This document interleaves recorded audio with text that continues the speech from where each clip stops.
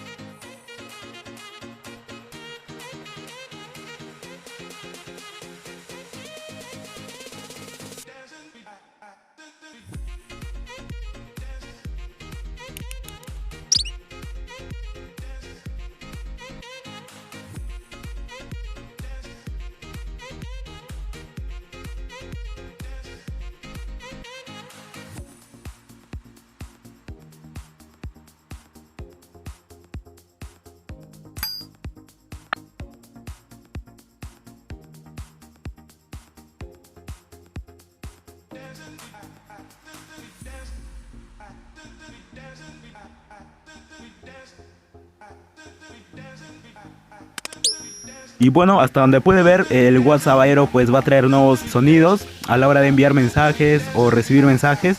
Entonces la verdad va a estar muy bueno este WhatsApp Aero 8.30. Y así es que estén muy atentos con la actualización.